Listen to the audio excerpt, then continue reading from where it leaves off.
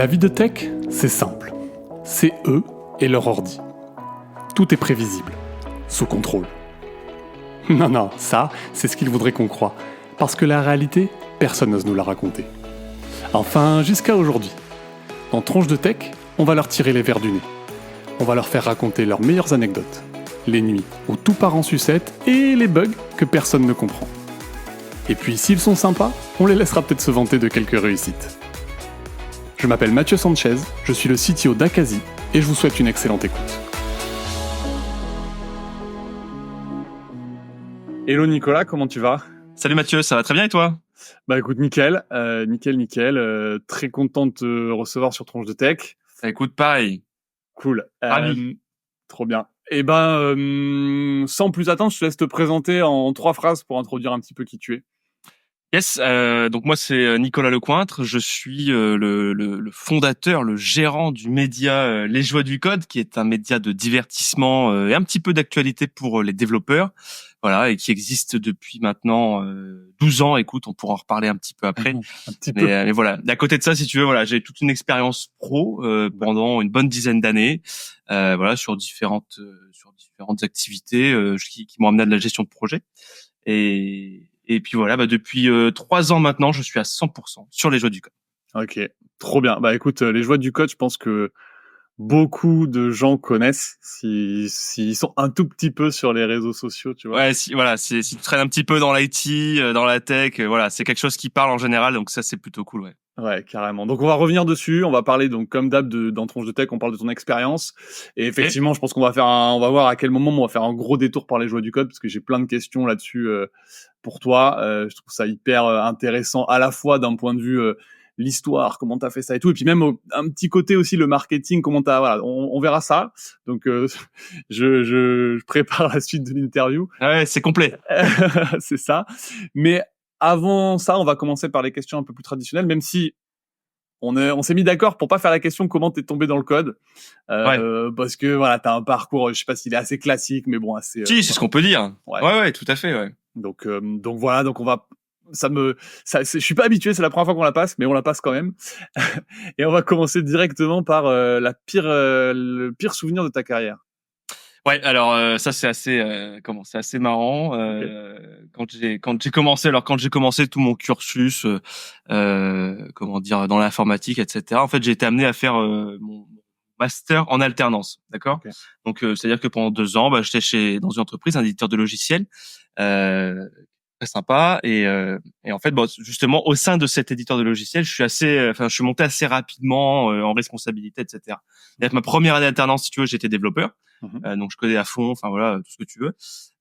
Et puis rapidement, on m'a amené vers de la gestion de projet en tant qu'alternant. Donc je passais un peu chef de projet junior alternant, ce qui moi me plaisait beaucoup parce que c'est ce à quoi vers je voulais aller, si tu veux.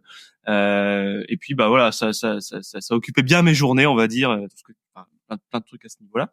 Et je me suis retrouvé en fait une fois, donc j'avais plusieurs projets à faire un déplacement. Donc, je suis allé chez le client, voilà, chez qui j'avais contact depuis le tout début de mon alternance, donc depuis plus d'1 an. Voilà, donc le projet se passait plutôt bien. Enfin, si tu veux, on n'avait pas de retour, quoi que ce soit, tout allait bien. On faisait des suivis réguliers, voilà, donc c'était cool. Et puis j'avais déjà été chez eux, donc bon, on se connaissait, tout ça. Ouais. Et donc là j'arrive, donc j'étais avec un collègue, si tu veux, un peu un espèce de commercial, on va dire. Voilà, donc moi j'étais le chef de projet, lui le commercial qui avait vendu le projet. On arrive, petit café, tout ça, on s'installe, super, tout se passe bien, on fait la discute avec l'assistante de direction, tout ça, tout va très bien. Et puis là, si tu veux, on s'assoit, donc une grande table, voilà, leur salle de réunion. Et là, je vois 2 types qui arrivent, tu vois, que j'avais jamais vu jusque-là. Ouais. Je me dis, ok, d'accord, bon, on leur dit bonjour, tu vois, enfin, on prend le café avec eux, on commence à parler. Moi, je me dis, c'est des mecs de la boîte, en fait, tu vois. En fait, les mecs commencent à nous dire en se présentant, non, en fait, on est avocat de je ne sais plus quel tribunal ou du commerce ou voilà. Et il s'avère qu'en fait le client, le projet lui convenait pas, sauf que si tu veux, ils avaient jamais parlé de ça en amont. Et en fait, ils nous mettaient devant le fait accompli d'un coup avec les 2 avocats. Donc genre le patron, il allait pas venir à la réunion alors que c'était prévu. Donc ils ont dit non, il y aura que nous. Vous avez fait la réunion que avec les avocats? Que avec les avocats, parce qu'en fait, du coup, bah, si tu veux, eux, ils voulaient négocier plein de trucs sur l'aspect, voilà, comment les fonctionnalités, c'est pas forcément ce qu'ils attendaient, alors qu'ils avaient fait aucun retour, qu'on avait respecté les specs, tout ce que tu veux. Enfin, c'était non, c'était une dinguerie, c'était incroyable. Ils vous complètement en traître. Ah ouais, et alors ce qui est fou, c'est que moi, voilà, j'étais alternant, en fin d'alternance, et je sais pas, j'avais, je sais pas, 21 ans, 22 ans peut-être. Ouais, ok. Dinguerie, quoi, tu vois. Donc j'étais là en face des deux types en costard, tout ce que tu veux. Tu leur as pas fait je ne parlerai qu'en présence de mon avocat ou un truc bah comme non, ça, mais en fait, je me suis réellement posé la question, et du coup, bah le commercial qui était avec moi aussi, enfin on s'est dit attends, on va où là? Parce que le truc, c'est qu'il commençait à nous poser des questions sur le projet et tout, et nous on répondait de manière hyper honnête en disant bah voilà, on a fait ce qui était demandé, machin. Et au bout d'un moment, on s'est dit mais attends, peut-être qu'on donne trop d'infos, même si peut-être qu'on est trop honnête entre guillemets. Parce que ce qui était fou, c'est que le moindre truc qu'on disait, même un truc lambda, le mec notait, tu vois. Enfin, tout était écrit, donc il y avait des pages et des pages et des pages. Et au bout d'un moment, on s'est dit, mais c'est pas possible.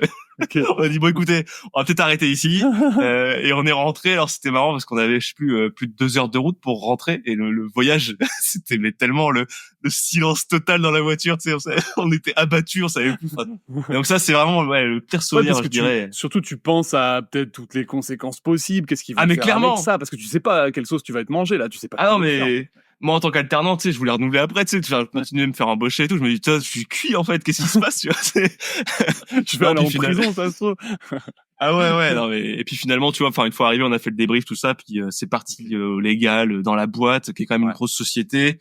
Voilà, puis au final, bah voilà, ils ont pas gagné le truc parce que bah ils étaient vraiment en tort dans leur approche, quoi. Enfin, et tout ce qui avait été fait, c'est ce qui était demandé. C'était assez fou, quoi. En fait, mais ils ont vraiment, il y a eu vraiment, comment dire, un contentieux. Ah ouais. Ah oui. Ah oui. Non, mais en fait, ils voulaient, je pense, soit arrêter de payer, enfin, tu sais, ils voulaient, voilà, casser la ligne budgétaire chez eux, enfin, arrêter des trucs. Voilà, mais bon. Ils ont tenté un petit coup de Trafalgar au début pour avoir un petit coup d'avance, quoi. Exactement ça. Mais vraiment, je te dis, ce qui était assez fou, c'est pour ça, voilà, ça m'a un petit peu marqué, un peu beaucoup même. C'est que, bah, tout se passait très très bien, tu sais. Enfin, moi, je débarquais, le petit café, tout comme je te dis, quoi. Et puis, bam, d'un coup, ça te tombe dessus, alors que je commençais à peine ma vie pro, quoi. Donc c'était incroyable. Okay. Mais bon, c'est très très formateur, très formateur. Oui. Et puis mais qu'est-ce que t'aurais fait différemment si t'avais plus d'expérience? T'aurais peut-être dit, attendez. En vrai, je pense, là, ça m'arrive maintenant. Bah, je dis, écoutez, bonne journée, et puis voilà, c'est ça. on se reparle avec d'autres personnes prochainement, tu vois. Enfin, c'est le truc, mais ça, quand t'es junior, voilà, enfin là, c'est des trucs qui arrivent, enfin qui peuvent arriver. Je le souhaite pas à tout le monde, mais bon, je pense, avec le recul, tu te dis, ouais, j'aurais peut-être été plus posé, je me serais pas emballé à parler du projet, à essayer de me justifier, parce que moi, j'étais plus dans cette approche-là, du coup, en étant un peu junior, à me dire, mais non, putain, moi j'ai bien fait le truc, tu vois. Enfin, et voilà. Mais après, voilà, enfin, malgré tout, enfin, ils sont quand même restés en bon terme avec les gens dans la boîte, malgré tout, si tu veux. C'est-à-dire que c'était en haut que ça voulait négocier des trucs, quoi. Mais c'était marrant. Ok, ouais, j'avoue, ça doit effectivement. Tu te dis, j'espère que c'est pas comme ça toutes les 4 matins dans ouais, c'est clair. Je me suis dit, putain, je démarre dans la gestion de projet. Écoute, si c'est comme ça va être rock'n'roll, quoi, la carrière. Excellent. Ok, trop bien comme anecdote. Je passe maintenant, Nicolas, sur le truc le plus what the fuck que t'aies fait dans ta carrière. Ouais, alors pareil, ça reste un petit peu en rapport avec les études. Alors ça remonte par contre quand j'étais en DUT. Ouais. Je crois que maintenant on dit BUT. S'il y a des plus jeunes qui nous écoutent, hein, ça a changé. Et donc j'étais en DUT, donc c'était mon stage de fin d'études qui durait quand même, tu vois, 2 mois.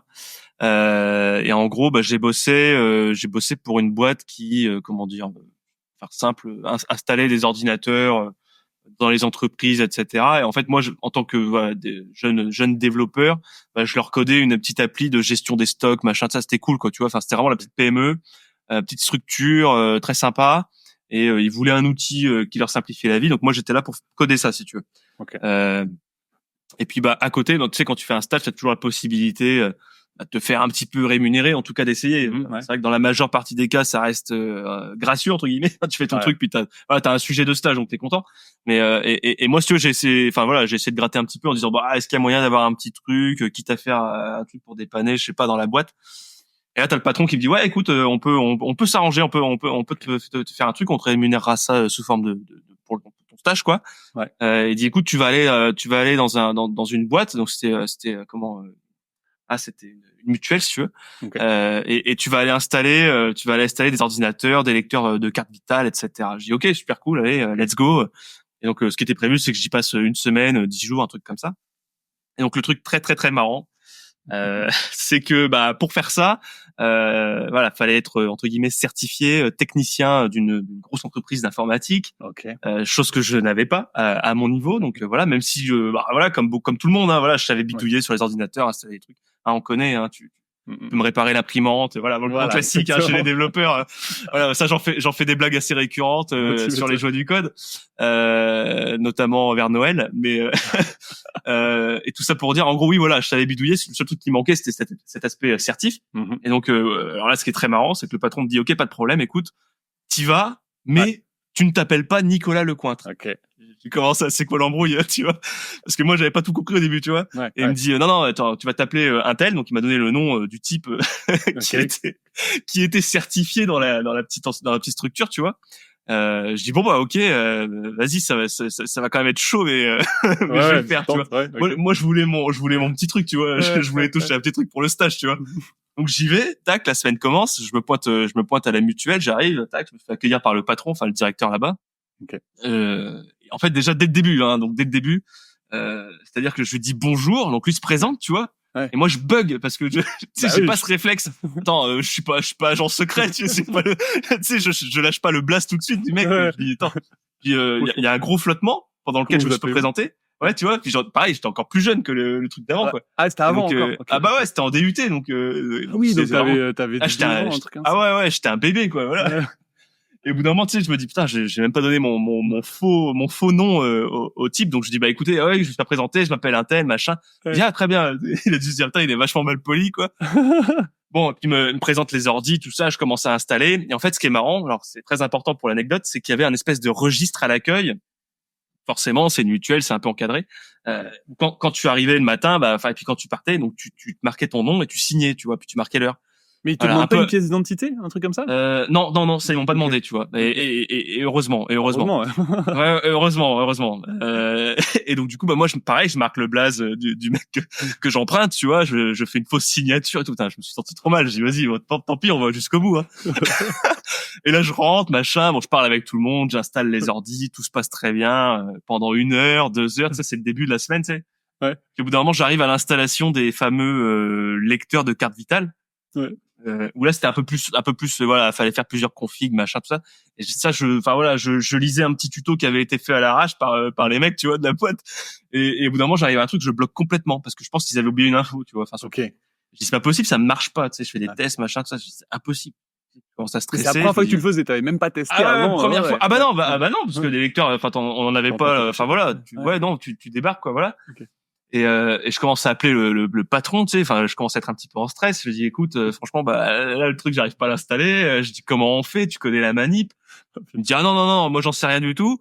Il dit mais bouge pas, il y a un tel, donc le mec dont j'emprunte le nom et le prénom qui est pas loin, je l'envoie. Et je me suis dit attends, on va être deux avec le même nom et le même prénom, tu vas dans la même pièce. Je dis c'est pas possible. Donc le mec débarque et ce qui est très très marrant par rapport à ce fameux registre, c'est que lui aussi a écrit son nom et son prénom, du coup c'est son droit, enfin voilà, avec sa signature, tout ça. Et c'est-à-dire qu'il y avait 2 fois son entrée, sans sortir quoi, 2 fois sa sortie après, c'était n'importe quoi.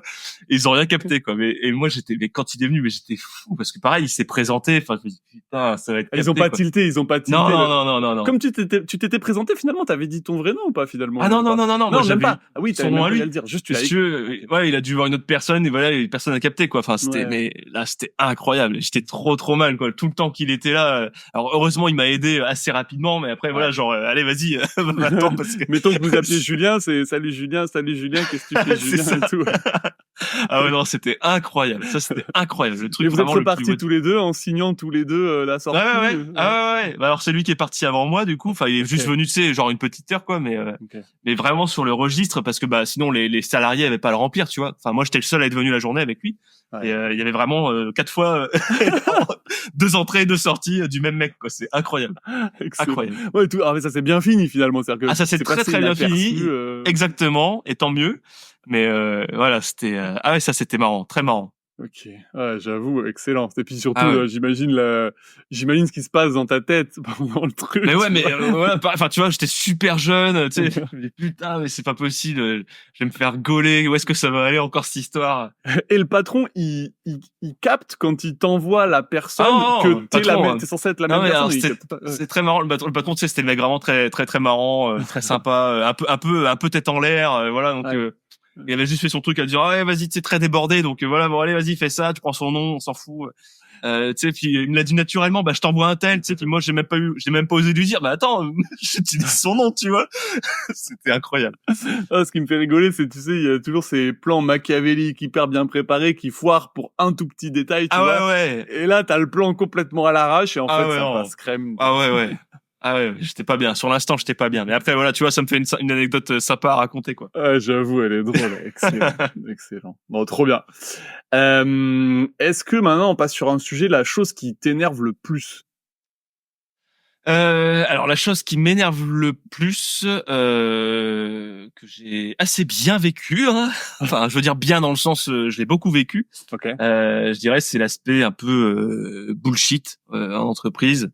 Bon, c'est un truc qui revient assez souvent, voilà, notamment au sein, enfin, dans la communauté des développeurs, qui énerve un petit peu.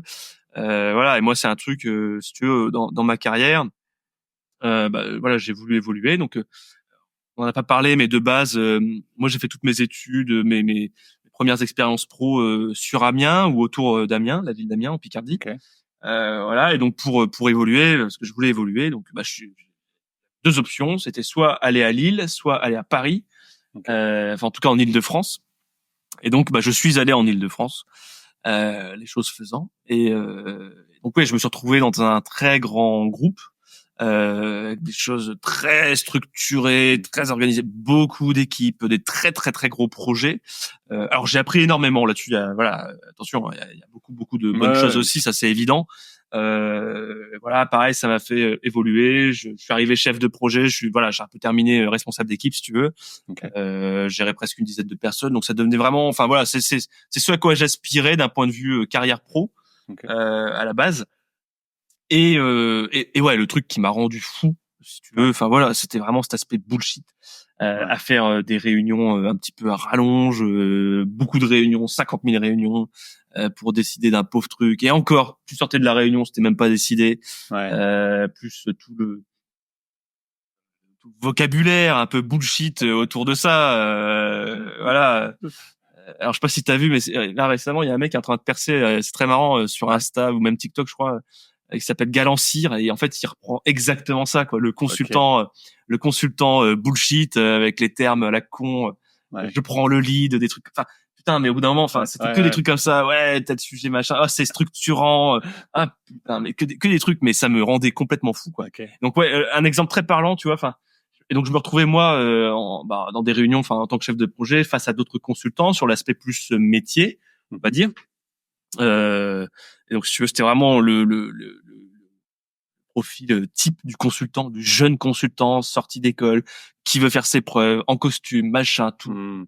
Qui utilise des mots parfois qui dépassent presque. Enfin voilà, histoire de montrer qu'il a sa place dans la réunion, voilà, avec des membres du CODIR, des trucs, enfin des trucs. Bon voilà quoi. Moi j'aime pas me prendre la tête, enfin voilà, des trucs comme ça. Enfin, je suis très très cartésien. Enfin j'avance, puis ça marche pas, oui, non, on fait pas de détour, on fait pas de fioritures, c'est pas la peine. Enfin, tu veux être efficace sur un projet, moi j'aime bien qu'on soit transparent, qu'on avance et que voilà. Et si tu veux, ces mecs-là mettaient un peu trop de bruit dans tout ça. Enfin, on perdait le fil, ils nous emmenaient sur des conneries, des trucs, mais vraiment, ou un sujet qu'il fallait voir dans 3 mois, tu vois. Enfin, tout ça pour dire, je sais pas, enfin, montrer un peu leur connaissance, des trucs comme ça. Et l'exemple très parlant que j'ai, t'as une réunion comme ça avec un d'entre eux.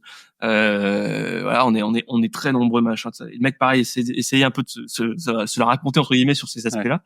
Et il commence à me dire, ouais, Nicolas, du coup, ce qui est important, c'est que toi, tu challenges bien les données, tu vois. Mais attends, mais ça veut dire quoi concrètement, challenger les données? Je vais faire je vais faire un select, quoi, en base de données. Je veux juste faire, parce que c'était sur un truc vraiment, enfin, en gros, fallait contrôler un truc, tu vois. Et le mec, non, faut challenger les données, tu vois. Je dis, putain, mais arrête, gars. Enfin, dès que je lui dis ça, je dis, ouais, je fais une requête, je fais un select et je vois ce qu'on a comme résultat, quoi. Ouais.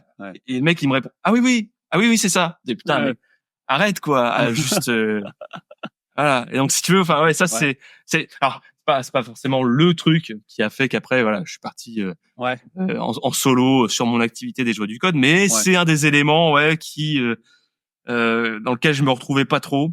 Okay. Voilà, de toute façon, moi, si tu veux, j'aimais bien avancer sur mes sujets et typiquement ce genre de réunion, j'étais arrivé à un niveau où, quand j'étais invité, je disais, est-ce que j'ai ma place? Est-ce que je vais être utile? Parce que c'est pareil, c'est des réunions, t'as 20 personnes dedans, des fois. Enfin, je pense que pas mal de monde connaît ça. En tout cas, si on est en grand groupe, voilà, c'est quelque chose qui parle. Et au bout d'un moment, moi, je demandais vraiment, je dis, est-ce que j'ai ma place? Oui ou non? Et si c'est non, bah, je ne viens pas, en fait. Je lirai éventuellement compte rendu. C'est quelque chose qui me parle, voilà. Sinon, je viens les 5 premières minutes, il faut vraiment un point très technique, parce qu'à force, je commence à connaître, hein. Je dis, voilà, je me pointe, je réponds à votre question et je me casse parce que j'ai énormément de boulot, sur plein de trucs, quoi, tu vois. Et voilà, donc alors c'était pas forcément accepté justement par ce genre de profil. Ah ouais, ok. Ah ouais, ça pas. Enfin bon, voilà, bref, mais moi je m'en foutais, quoi. Enfin, j'avançais, j'étais reconnu au niveau de mon équipe, au niveau de même mon service. Enfin, on savait que j'avais un peu la connaissance sur certains trucs et puis voilà, quoi. Mais non, au bout d'un moment, si tu veux être efficace, voilà. Non, mais je vois très bien ce truc en fait où donc il y a des boîtes qui ont ce truc de la réunionite et plus t'es dans un grand groupe, souvent plus c'est le cas parce qu'il y a plus de gens, faut plus se coordonner, etc. Et au bout d'un moment, il y a des dérives aussi parce que il y a en fait, moi, ce que j'avais observé, c'est que t'as des jobs qui ont besoin de plus ou moins de réunions. C'est vrai que nous, dev, complètement. On est un petit peu réunion inverse en fait. On est là sur le truc, on veut avancer sur nos sujets, c'est très clair ce qu'on a à faire. Ouais. Et il y a des gens, ils ont besoin de coordonner beaucoup. Ouais. Tu fais un daily, puis voilà, quoi. Tu fais un truc le matin avec les devs, et encore même des fois ça les énerve un petit peu. Enfin bon, bref, mais tu fais ton truc et puis ça dure un quart d'heure et basta, on avance et puis c'est bon, quoi. Alors que là, mais pareil, moi j'avais les devs quand tu les amenais dans des trucs comme ça, ils disaient putain mais horrible, tu perds ton temps, quoi. C'est bien sûr. Voilà, oui, parce que t'as aussi pas mal de réunions qui sont pas du tout bien structurées en fait. Non. Où t'as pas un objectif clair. Ah, je déteste ça. Je déteste ça. Te pointer à une réunion. Déjà de base l'invite, tu sais même pas de quoi tu vas parler presque. Et puis tu te pointes et en fait le mec qui a invité tout le monde sait même pas où est-ce qu'on va, quoi. Tu vois, enfin sur quoi il veut parler. Voilà, enfin c'était. Et t'as pas de compte rendu à la fin des fois qu'est-ce qui était pris comme décision. Donc en fait t'as des réunions qui servent vraiment à rien parce que on sait pas où on va, on passe 1 heure à parler de tout et n'importe quoi et à la fin il y a même pas de trace en fait du truc, quoi. Donc ça. C'est ça. Même si malgré tout, voilà. Après, attention, hein, parce que voilà, j'ai quand même, je tiens à préciser, j'ai quand même bien avancé aussi au sein de cette structure, de cette un grand groupe. Voilà, c'était un peu la contrepartie, voilà, on va dire. Mais c'est vrai que cet aspect, un peu bullshit, moi j'essaie de l'esquiver, on va dire. Ouais, non, mais je comprends. Après, comme tu dis, moi qui fais du grand groupe aussi, tu vois, je pense qu'en termes aussi de structure d'équipe, de process, il y a plein de trucs hyper intéressants. Oui. Que des fois, pour être passé côté start-up, des fois, t'as des start-up en fait, ça part dans tous les sens. Et oui. Voilà, c'est les deux extrêmes, si tu veux. C'est ça. C'est ça, mais c'est vrai que ce truc, en tout cas pour, je pense que la plupart des devs qui ont un sujet un petit peu efficacité, tu vois, pragmatisme en fait, qui est un truc qui revient souvent. Tout à fait. Ouais, ces trucs-là, c'est hyper pénible, quoi. C'est lourd. Et tu disais du coup, c'est pas ça qui te fait switcher vers les joies du code, mais ça joue peut-être un petit peu. C'est-à-dire qu'en fait, à un moment, t'as besoin de trouver un cadre. Parce que tu disais aussi, c'était pas forcément accepté. Pardon, je vais revenir là-dessus, mais quand tu dis je veux pas les réunions, quand tu viens faire tenir tête à ce truc et t'acceptes pas le côté bullshit, effectivement, des fois t'es un petit peu mis à l'écart ou pointé du doigt en mode c'est celui qui est pas le team player là, qui veut pas jouer ensemble et tout. Donc ouais, alors il y a pu y avoir ça. Néanmoins, si tu veux, enfin j'étais arrivé à un moment où ils avaient compris, quoi. Ils me sollicitaient vraiment pour les trucs où j'étais utile, où j'avais ma place, voilà. Enfin, ils avaient compris. Si tu veux, moi, j'avais un périmètre qui fait que j'étais reconnu entre guillemets sur mes aspects techniques, sur mon périmètre, où je maîtrisais mes sujets et tout. Donc, entre guillemets, j'étais le mec qu'on venait pas trop emmerder. Enfin voilà, Nicolas, il sait où il va, machin, tout ça, et avec son équipe. Enfin voilà. Et ça c'était cool, quoi. Mais non, si tu veux, est-ce que t'avais pas un peu l'étiquette le du gars connard non, mais pas à ce point-là, tu vois, mais quand même pas trop flexible, tu vois. Il y a un petit peu, non? Ouais, peut-être. Après, ouais, peut-être. Dans l'ensemble, non, j'étais plutôt apprécié quand même. Enfin, mais Ok. ouais, là-dessus, ouais, il savait peut-être que j'étais un petit peu Ouais. rigide, on va dire. Ouais, c'est ça. Mais moi, tu sais que je trouve un peu, tu vois, moi j'ai ce sentiment-là des fois que quand tu fais ce truc-là de te battre un petit peu contre le courant, quoi, en fait, moi je suis convaincu que t'as raison. C'est-à-dire qu'en fait, à un moment, il y a des trucs, il faut se battre contre le gâchis, tu vois, faut Ouais, trouver ouais. et les gens, plutôt que de se dire, est-ce qu'on remettrait pas en cause, est-ce qu'on réfléchirait pas à ce que nous dit Nicolas? En fait, ils préfèrent se dire, bon, nous, on continue notre petit train-train, et bon, Nicolas, c'est le gars qui accepte pas trop, mais il est cool, donc on fait pas, voilà. Tu vois, il y a un peu Ouais, bah t'en as qui étaient un peu gênés par ça, ouais, parce que Ouais. bah forcément tu leur prends, enfin tu leur donnes peut-être l'impression que ils sont peut-être pas aussi importants que ça. Voilà, Ouais. certains consultants, enfin voilà, des fois t'hallucinais, hein, c'était un sketch, hein. Bon, les mecs faisaient pas forcément longtemps, ils restaient quelques mois, puis après ça sautait, mais parce que c'était beaucoup en externe, hein, voilà. Ouais. Ouais, oui, tu les mets peut-être face au truc que bah ouais, ah bah non, ils s'en foutent de ma réunion en fait, ça sert à Ouais, il y a quoi? un Bon. peu de ça, ouais. Ouais, tu les mets, ouais, je suis d'accord, ouais.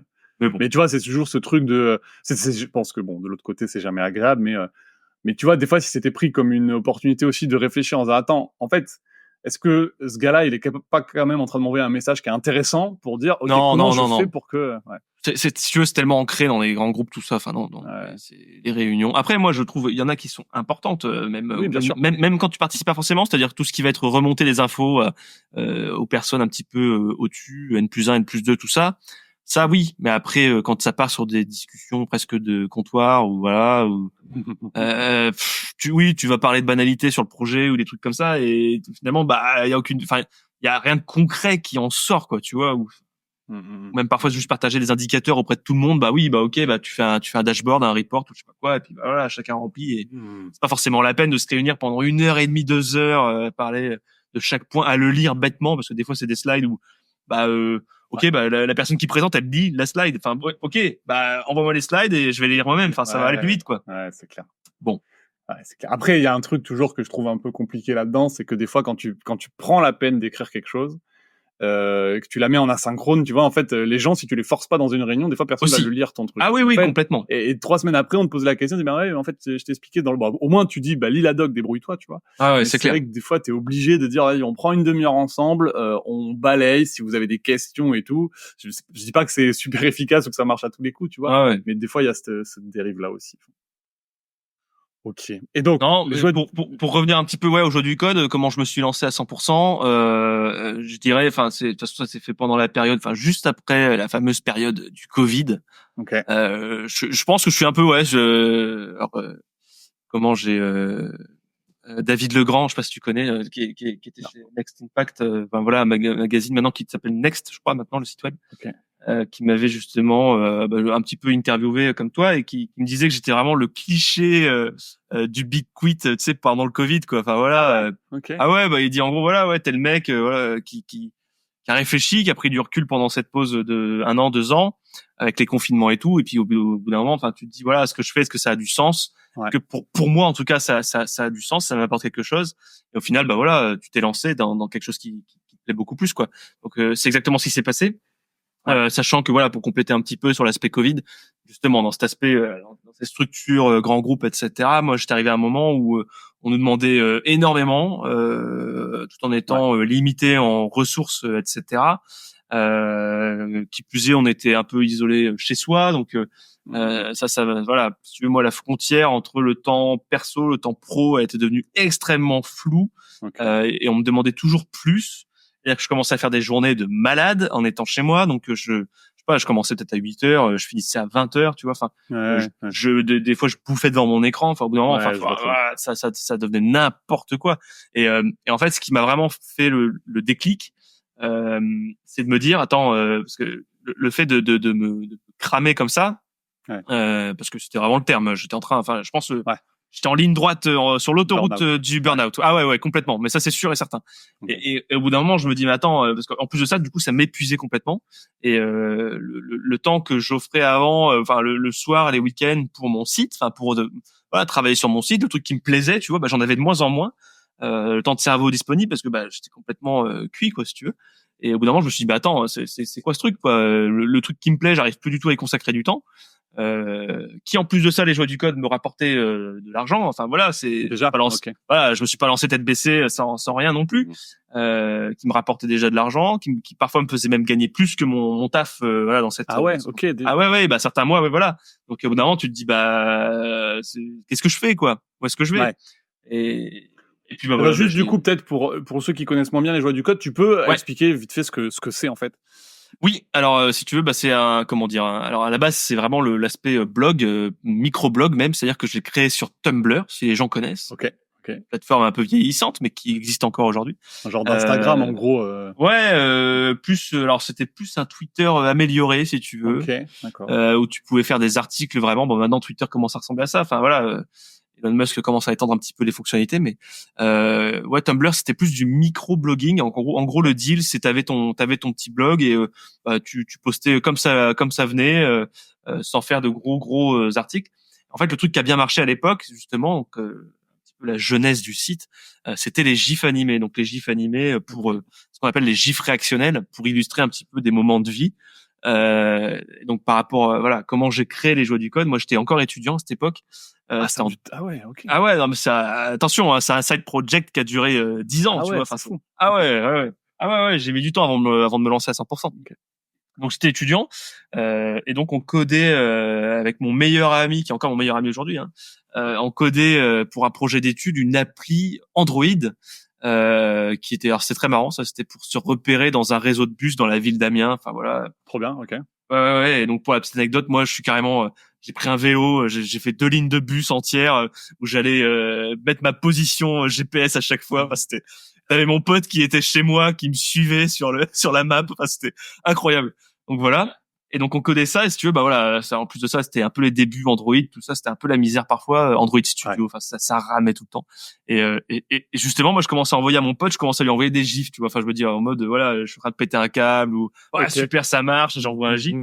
Puis très rapidement je me dis attends bah c'est marrant, vas-y je vais créer un petit blog et puis on va partager ces blagues-là. Enfin, je vais les partager avec un peu plus de monde. Donc, j'ai créé le Tumblr. Les joies du code, ce qui est marrant, c'est que le nom, il m'est venu tout de suite. Alors ça, tout de suite, ouais. Okay. Ah, tout de suite. Mais je sais pas pourquoi. Enfin, je sais même pas expliquer comment. Que je trouvais ça très parlant, très ironique aussi d'une certaine manière. Et je pense que le nom a contribué un peu au buzz du site. Ouais, c'est ce qui parle aux développeurs. Et tout ça pour dire, en gros, donc j'ai créé ça, et j'ai commencé à le partager, mais si tu veux, genre juste au début, au sein de ma fac, tout ça, enfin l'université, quoi. Et donc les premiers jours, bah j'avais, je sais pas, 30 visites par jour, on va dire, c'était mes potes qui allaient voir, qui rigolaient, machin, ça, ok. Ouais. Et en fait, moi, bah après, j'ai commencé à le partager sur Twitter à l'époque. Je l'ai partagé sur Twitter, et en fait, t'as vraiment eu l'effet de buzz, quoi. C'est-à-dire que ça a explosé, mais complètement. Dès le début. Okay. Ouais. Alors j'avais la chance d'avoir une petite audience sur Twitter quand même, parce que avant ça, en parallèle aussi, là, tu vois, j'aime bien quand je te parle de burn-out, j'aime bien faire 50 000 trucs à la fois, donc faut que je fasse gaffe à chaque fois. J'étais aussi rédacteur à l'époque sur Presse Citron, voilà, qui est un média tech assez reconnu quand même. Et donc du coup, bah, j'avais une petite audience qui était venue me suivre par rapport à mes articles que je faisais sur ce blog, qui était déjà orienté blague. Non, pas du tout. Alors Presse Citron, ouais, c'était assez sérieux, c'était tech. C'est toujours tech. D'ailleurs maintenant c'est une grosse entité. Hein, ils sont avec Journal du Geek, etc. Je crois qu'il y a même 01net qui les a rejoints. Enfin voilà, c'est un gros truc, gros médiathèque. Et donc je partage ça sur Twitter. Et en fait, du jour au lendemain, mais le buzz énorme s'est partagé par je ne sais combien de comptes, des gros comptes aussi. Enfin voilà, des gros blogueurs. T'as Corben notamment qui avait retweeté à l'époque. Enfin voilà, c'est un truc qui m'avait marqué un peu, tu vois. Enfin je me dis waouh, ça y est, ça commence à exploser quoi. Et en fait, du jour au lendemain, bah je suis passé des 30 visites de mes potes, tu vois, par jour à 10 000 visites.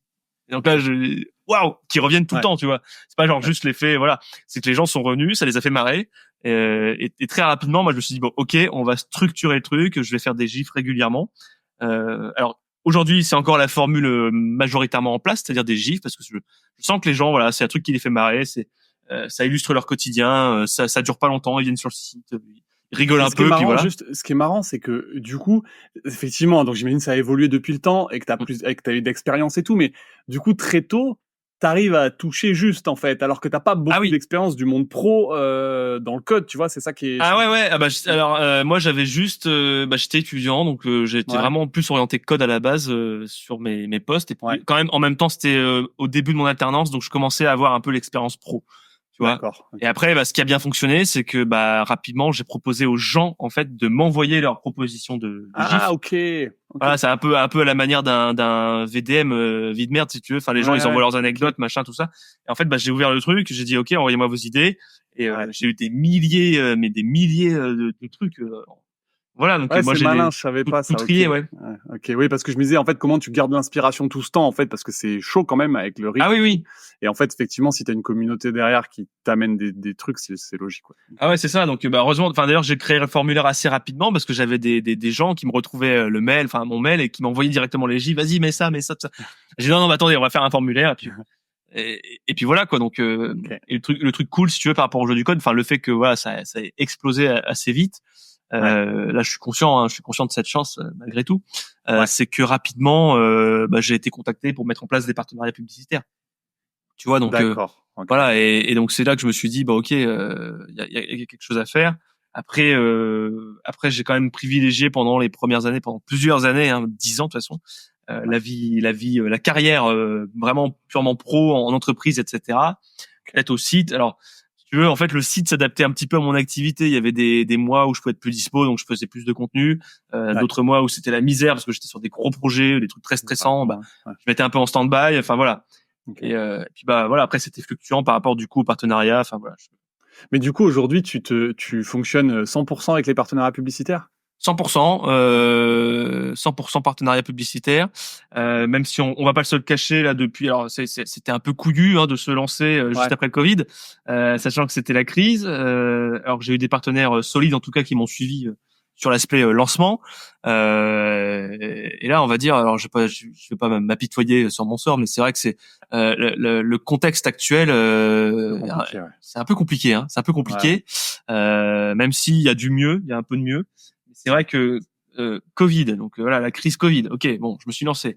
L'après Covid avec l'aspect tout ce qui est composants électroniques et tout, c'est la merde, etc. Si t'avais plus rien, voilà, ça c'est très compliqué aussi. La guerre en Ukraine, je dis bon, allez, on avance quand même. La crise du pouvoir d'achat, tu fais bon, ok. Et puis là les élections, tu fais bon, d'accord. Ça fait beaucoup quand même, je t'avoue. C'est ce que je te dis, c'est vraiment des arguments que j'ai moi parfois de la part des sociétés, quoi. Oui, qui te disent on va attendre un peu avant. On attend, machin. Les budgets. Alors c'est vrai que c'est moi à mon niveau, c'est un truc dépendre exclusivement de budget marketing ou communication. C'est vrai que c'est dès que ça va un peu moins bien niveau économique, c'est là que ça coupe tout de suite, tu vois. Donc toi t'es là à dire mais attends, mon site alors c'est frustrant parce que le site a jamais aussi bien fonctionné. Ouais, c'est fou. Et derrière le contexte fait que forcément les boîtes sont un peu plus frileuses et tout, donc c'est un autre métier après. Moi oui, c'est ta casquette marketing du coup. Ah ouais, c'est très très vaste. Du coup, en étant en solo là-dessus, donc tu gères le site. L'aspect, alors design il est pas fou, je le sais, mais bon, je le gère quand même. Je un peu bidouille un petit peu. Tu gères les contenus, tu gères les réseaux sociaux, le marketing comme tu dis, le vente. Les prospects. Gérer tout ça. C'est très très vaste. Et sur la partie marketing, il y avait une question que je voulais te poser parce que je trouvais ça intéressant sur la façon dont tu te positionnes, parce qu'aujourd'hui, tu vois, en marketing, c'est très orienté, on te parle de personal branding, on parle de mettre sa tête en avant plutôt que sa marque. Ah oui. Tu vois, on dit, c'est les dirigeants qui doivent prendre la parole et tout, il faut des humains derrière. Et en fait, toi, c'est rigolo parce que t'es quand même pas mal caché derrière ta marque, et c'est ta marque qui cartonne, tu vois. Et est-ce que, je trouve ça assez contre-intuitif par rapport à ce qu'on dit aujourd'hui, et du coup, c'est très cool parce que ça marche bien, mais est-ce que t'as une explication à ça, toi? Est-ce que tu le fais par choix? C'est une stratégie? Comment t'en as? C'est un peu brouillon encore aujourd'hui dans ma tête. À savoir que oui, les joies du code, je suis très attaché au fait que ça reste un média et que ce soit reconnu comme un média par les gens. Tu vois, par exemple, un blog, voilà, on parlait de Presse Citron, tu vois, à la Ouais. base, ça a été créé par Éric Dupin, voilà, c'était un blog. Je sais pas, il aurait pu l'appeler ericdupin.fr, son truc à la base, et puis voilà, lancer son truc. Ouais. Finalement, non, c'est devenu un truc un peu plus important, et c'est plus l'image de Presse Citron maintenant qui est reconnue. Enfin voilà. D'ailleurs, Éric Dupin maintenant, enfin voilà, il a vendu le blog, etc. Donc voilà, il est plus dedans, tu vois. Non pas que je veuille vendre les Joies du Code, c'est pas le message que j'envoie, attention. Même si j'ai déjà été contacté par rapport à ça. Vrai. Ah ouais, ça m'est déjà arrivé, ouais. Trop cool. Mais ouais, c'est cool. Mais non, donc en gros oui, j'aime bien cet aspect, avoir cette image de plus de marque ancrée dans la communauté des développeurs. De toute façon, c'est un peu comme ça que je suis arrivé dans la communauté. Après, le fait de se mettre en avant, alors c'est un truc que j'ai commencé à faire, hein, voilà. Ouais. Donc je me suis lancé sur Twitch il y a peut-être maintenant 2 ans, par contre. Okay. Je suis un petit peu en pause sur Twitch parce qu'il s'est passé plein de choses dans ma vie. Tu vois, je te parlais d'Amiens, je te parlais de l'Île-de-France. Bah là, il y a 1 an, je suis retourné sur Amiens. Voilà, j'ai eu plein de travaux dans ma nouvelle maison, donc voilà, faire des lives, c'est un truc qui demande du temps. Enfin voilà, les podcasts, tu t'en rends compte, hein, demande du temps, de l'engagement, de l'énergie, voilà. Ouais, charge mentale aussi. Hein. Ah ouais, complètement. Donc tu vois, c'est un truc que j'ai mis un petit peu en pause, mais enfin ça me plaît beaucoup. Mais en gros, j'avais commencé à me mettre moi en avant, enfin ma personne, etc. Mais si tu veux, jusque-là, avant ça, je l'avais jamais fait. Et c'était vraiment les Joies du Code. C'est-à-dire que c'est marrant parce que je recevais des mails de gens qui disaient ouais, super ce que vous faites, l'équipe et tout. Je dis mais non, je suis tout seul, je suis chez moi, je suis en chaussons chez moi. Et voilà, non, mais voilà, enfin c'est super cool. Mais en gros, ouais, je préfère que ça reste vraiment cette image-là parce que moi, je veux vraiment élever les Joies du Code vraiment sur l'aspect média. Ouais. C'est-à-dire que j'ai déjà commencé à toucher ça un petit peu du doigt. J'ai déjà une petite équipe de rédacteurs, voilà, que faut que je relance un petit peu pour recréer des petits articles. Donc c'est quelque chose qu'on a mis en place. C'est pareil. Donc, je vais un peu vite, mais en gros, voilà, on a parlé des gifs. Moi, je me suis ouvert après parce que ça marche très bien aussi, vraiment à l'aspect mème, donc les images humoristiques pour illustrer des trucs. Et puis, en plus de ça, le fait de me lancer à 100% fait que je peux renouer avec un truc qui me plaît, à savoir écrire des articles. D'accord. Okay. Et donc du coup, alors ça c'est pareil, c'est un peu fluctuant, ça s'adapte à ma vie perso en ce moment, qui est un peu chargée, mais c'est un truc vers lequel je vais revenir, les articles plus réguliers, parce que je sais que ça plaît aussi. Alors ça peut être des articles très très fun, un peu sur la déconne, voilà, ou des trucs plus sérieux, ou de l'actualité sur des langages de programmation, des trucs comme ça. Enfin, parce que je sais que ça plaît, voilà, ça plaît à l'audience. Ça intéresse et moi c'est quelque chose qui me plaît aussi, donc autant aller là-dessus. Ouais, voilà, c'est ça. Okay. Voilà. Après voilà, je suis en pleine réflexion, sur plein d'autres trucs. On parlait de l'aspect se rémunérer qu'avec des partenariats pub.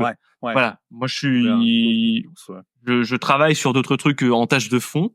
Je peux pas encore faire d'annonce entre guillemets, mais je travaille sur un truc en tâche de fond, si tu veux, qui fait que je vais un peu sortir de ce modèle-là parce que voilà, ça ajoute un petit peu de stress quand même. Je te le cache pas. Très fluctuant et tout, je comprends. Bah ouais, enfin même les gens rêvent un petit peu de se dire ouais, je vais être mon propre patron, machin, tout ça. Au final, tout n'est pas rose, même si c'est très appréciable de gérer ses journées comme on veut, etc. Mais derrière, il y a quand même, voilà, il faut charbonner quand même, faut trouver des trucs et. Oui, puis c'est pas une rente en fait, c'est pas ton truc, c'est pas toujours te battre pour avoir un nouveau partenaire, un machin. Ah ouais, c'est ça. Alors c'est pas le truc qui me rapporte des mille et des mille, mais typiquement, tu vois, en autre petit truc, j'ai créé une boutique, tu vois, j'ai créé la boutique Les Joies du Code, qui plaît beaucoup, enfin qui plaît bien. Il y a déjà eu plusieurs achats, des t-shirts, tout ça, donc c'est des t-shirts très marrants. Vraiment sur l'aspect humoristique, ça reste humoristique pour les développeurs. Et typiquement, un qui a très très bien fonctionné, c'est à Noël. Tu vois, on parlait des imprimantes. Tu vois un peu les transitions que je fais là. On parlait des imprimantes tout à l'heure, réparer les imprimantes. J'ai fait un pull de Noël où c'est écrit en gros je ne répare pas les imprimantes, mais tu sais vraiment dans l'esprit pull de Noël quoi. Donc ça ah ouais, c'était un gros délire. Bon alors là il est plus en vente parce que je le mets que à Noël à chaque fois. Mais voilà, c'est très marrant quoi. Et donc ça c'est le petit truc cool. En plus voilà. Trop cool. Et juste pour je vais te poser une question sur l'international, mais pour que les gens se rendent compte, parce que tu vois, moi je vois les Joies du Code, mais tu vois, avant de te parler avec toi, je m'étais pas rendu compte. Genre, j'ai regardé un petit peu genre sur LinkedIn, que moi je suis beaucoup sur LinkedIn. Je crois que t'as plus de 100 000 followers sur les Joies du Code sur LinkedIn. Et l'ordre de grandeur, j'ai regardé Air France, tu vois, qui est une marque que je suis, c'est 500 000, tu vois. Donc en gros, t'as quand même 1/5 du nombre de followers d'une espèce de marque monstrueuse qui a des budgets Oui, oui, oui. marketing de malade mental, qui est connue dans le monde, tu vois. Et c'est pour que les gens se rendent compte à quel point. Ah, En plus, là, c'est que LinkedIn, tu vois. Je sais même pas ce que c'est Twitter, je sais même pas ce que c'est Instagram, etc. Mais ouais. c'est pour se rendre compte à quel point. Voilà. Donc ça, c'est en France. Et ma question après derrière, c'est à l'international en fait, parce que du coup, c'est pas que en France les joies du code. Ouais, tout à fait. Donc, c'est-à-dire que, alors ouais, donc bon, déjà je rebondis là-dessus. Ouais. LinkedIn, c'est clairement mon plus gros réseau social quand même. Voilà. Ah ouais, ok. C'est celui qui fonctionne le mieux. C'est 135 000, je crois, abonnés maintenant. Énorme. Donc c'est super cool. Hein. C'est un truc. À la base, j'y croyais pas du tout. Quand je me suis créé la page entreprise, je me suis dit, bah attends, une page entreprise, les joies du code. D'humour sur LinkedIn. Faut peut-être pas pousser non plus, quoi. Tu vois. Puis en fait, si ça a très très très bien pris. Parce que je pense qu'à un moment, c'était ce que les gens voulaient, un petit peu se décontracter. Tu sais, c'était un peu justement l'après Covid. Le contexte était un peu morose, tout ça. Enfin, et je pense que j'ai apporté un petit peu de légèreté dans le flux LinkedIn des gens, enfin en tout cas des développeurs. Et ça a très très bien fonctionné, et ça fonctionne encore plutôt bien aujourd'hui. Okay. Même si la loi des algos fait que faut toujours s'adapter. Ça c'est un truc. C'est pareil, tu vois, on parle des réseaux sociaux. Un truc, enfin, une approche qui fonctionne à un moment va plus fonctionner plusieurs mois plus tard parce qu'ils ont fait une révision de leur algo ou voilà quoi. Ouais, je suis d'accord. Ouais. Twitter, LinkedIn, c'est très très très accroché à ça. Facebook aussi évidemment, mais voilà, Facebook j'y suis un petit peu moins. Mais enfin bon, après moi c'est un truc qui m'intéresse, qui me plaît de tester un petit peu les réseaux sociaux. De temps en temps, je me fixe des petits objectifs, je fais des petits en mode try hard. Je vais dire allez. Pendant 1 mois, 2 mois, je vais focus sur LinkedIn, sur Twitter. Là, tu vois, je suis à fond sur Twitter. Enfin, je devrais dire X maintenant, mais voilà, j'arrive pas encore à m'y faire, tu vois. Mais, donc je suis à fond sur X, tu vois. Mais c'est intéressant. Et tout ça pour dire, oui, à l'international, ouais, j'ai créé la version anglaise assez rapidement dans la foulée. Pourquoi ? Parce que déjà, on commençait à me voler le concept. Ah ouais, ok. Ah ouais, ça c'est une dinguerie, hein. Okay. C'est-à-dire que j'avais créé les jeux du code, tu vois, et j'ai un mec du jour au lendemain, il me contacte, tranquille, écoute, j'aime beaucoup ton site, ce que tu fais, tu vois, un Français, hein, donc, et j'aime beaucoup ce que tu fais. Bah, pour info, moi, je crée la version anglaise. Ah bah oui. D'accord. Effectivement. Et en fait, donc du coup, moi, je publiais mes contenus et chaque jour, le mec pompait et traduisait. Et il pompait tous mes contenus. Je crois même qu'il avait copié un peu le design de mon site et tout. Enfin, c'était une dinguerie. Oui, t'as prévenu. C'est trop bien. Ouais, je me suis dit, il est ok, mais il a quand même une conscience un petit peu de. Voilà. Bonjour, enchanté. Tu vois, je copie tout ce que tu fais. Je te préviens. Voilà. Voilà. Et donc du coup, rapidement, moi, si tu veux, je lui dis, bah non, ça peut pas se passer comme ça, quoi. Je dis, t'es pas sérieux, quoi. Ouais. Et j'ai dit, bah écoute, moi, je crée ma propre version anglaise, et puis c'est celle qui va fonctionner à partir de maintenant, quoi. Oui. Et donc rapidement, j'ai communiqué un petit peu en mode communication de crise. Et tu vois, tout ça, je l'ai fait. J'étais jeune, j'étais étudiant, j'étais en alternance, tout ça. Ça faisait beaucoup, quoi, tu vois. Et donc j'ai créé la version anglaise en urgence, j'ai traduit mes gifs, tout ça, j'ai tout créé les contenus. Okay. Et j'ai communiqué en disant à ma communauté française, si vous partagez à des gens à l'international, c'est celle-ci la vraie version. Ouais, voilà. Okay. Donc à chaque fois tu as une version française, tu as une déclinaison anglaise en anglais. Ouais, tout à fait. Donc il y a The Coding Love qui existe. The Coding Love, ça s'appelle en The Coding Love, ouais, parce que justement, voilà, le mec il avait pris The Joys of Code, hein, que maintenant depuis j'ai récupéré quand même. Okay. Je suis encore en réflexion à savoir si je me lance sur ce domaine, mais c'est chiant parce que c'est quand même beaucoup de travail j'ai surtout très peur d'un point de vue SEO sur ces trucs-là. Ouais, de perdre la. Okay. Voilà. Alors le SEO, c'est un truc j'y touche un tout petit peu, mais je suis pas fondamentalement expert là-dessus. Donc faire un saut, tu vois, on parlait de Twitter X. Voilà, Twitter, ils sont passés sur x.com, tu vois, mais c'est pas anodin hein, de faire ça. Donc voilà, c'est un truc qui me fait hyper peur à mon niveau. Faudrait que je vois un mec un petit peu calé là-dessus pour être sûr que je comment transférer ton référencement Google en gros. Ouais. C'est ça, ouais. Et en gros, il y a The Coding Love qui existe, qui marche correctement, qui marche très bien plus en Europe, pas forcément aux US parce que je me cale pas du tout sur les journées US. En termes de timing, ouais. Okay. Ouais, mais en fait c'était un petit peu un choix à la base. L'Europe, voilà, c'était un petit peu plus proche tout ça. Je me dis, faut d'abord tester un peu l'Europe pour voir après s'il y a moyen de partir sur les US. C'est pas les mêmes créneaux. Enfin voilà, c'est un peu. Puis bon, alors ça marche, mais tu te rends compte que voilà, l'humour un petit peu ironique, tout ça, un petit peu c'est pas la même piquant. chose, Ouais, c'est très français. C'est plus français que international. Donc il y a des trucs qui fonctionnent, puis des fois des trucs qui fonctionnent un petit peu moins bien. Même si ça commence à se décanter un petit peu depuis quelques années sur voilà l'humour à propos de soi, des trucs comme ça. Que les Américains à la base c'était pas du tout ça, quoi. C'était très renfermé. Tu pouvais difficilement blaguer comme ça, quoi. Enfin. Alors maintenant ils sont un peu plus open là-dessus, quoi. Mais voilà. Alors pareil, la version internationale c'est un truc que j'aimerais beaucoup creuser si tu veux. Mais pareil, tout seul c'est c'est infernal. ouais. Mais voilà. Après si je m'écoute, moi je suis le genre de mec qui veut faire 50 000 trucs, qui lance 30 projets en même temps. Voilà, mais pareil, faut savoir un petit peu arbitrer et être raisonnable par rapport à son énergie disponible. Ouais. Je suis cramer. Ouais, c'est ça, ouais. Je suis encore un jeune papa, c'est-à-dire que j'ai 2 enfants, voilà. Donc, qui sont petits du coup, Ils sont petits, ouais. Premier 3 ans, deuxième 10 mois. Donc voilà, c'est c'est encore un peu sport si tu veux. Donc voilà, pour l'instant, j'ai pas encore le temps et l'énergie pour ça. Mais je pense que c'est un truc que j'aimerais bien creuser à l'avenir, international. Après, d'un point de vue, tu vois, on parle de partenariat publicitaire, etc. Une audience donc déjà de niche et très localisée se valorise mieux qu'une audience de niche mais répandue dans le monde, tu vois. Oui, parce que du coup, souvent, tu as des marchés ciblés. Exactement. Les annonceurs savent mieux comment adresser Exactement. C'est-à-dire que voilà, quelqu'un qui veut vraiment cibler les développeurs français, bah c'est vers moi qui va aller pour parler sur ce sujet, quoi. Non, c'est clair. Donc, tu as une audience en fait plus qualifiée pour eux et donc en fait, elle vaut plus et donc c'est plus rentable. Ouais, c'est ça. Ok. Tu me parlais du coup, tu me disais les US, ça prend pas si bien et tout, mais tu m'as raconté quand même plein d'anecdotes de ouf sur les US. Je veux bien qu'on embraye là-dessus, tes meilleures anecdotes avec avec les joueurs du code. Ouais. Yes. Ouais. Bah alors oui, du coup, enfin clairement, ce qu'on peut dire avec les joueurs du code, enfin moi, ce que je dis, c'est de base, si tu veux, c'est un truc qui a bouleversé le cours de ma vie, si tu veux. Enfin voilà, c'est tombé sur moi d'un coup. C'était entre guillemets la fame d'un coup. Enfin voilà, parce que je me retrouve pareil sur des événements. Des fois, il y a des mecs qui commencent à me reconnaître. Enfin voilà, super sympa. Je commence à échanger avec la communauté et tout. Et en fait, ça m'a permis d'accéder à plein de trucs, un peu de rêves de geek que j'avais en moi, si tu veux. Voilà, et c'est incroyable, quoi. Donc c'est pas du tout la vie que t'avais dans ta tête, en fait, non, avec le chemin normal, quoi. Non, bah moi je me lançais de base sur le chemin très carrière pro. Voilà, ok, je vais évoluer, machin, tout ça. Mais même encore étudiant, si tu veux. Enfin voilà, j'étais quand je dis que ça m'a bouleversé le cours de ma vie, c'est-à-dire que j'étais étudiant, j'étais en appart étudiant, c'était un petit peu la galère.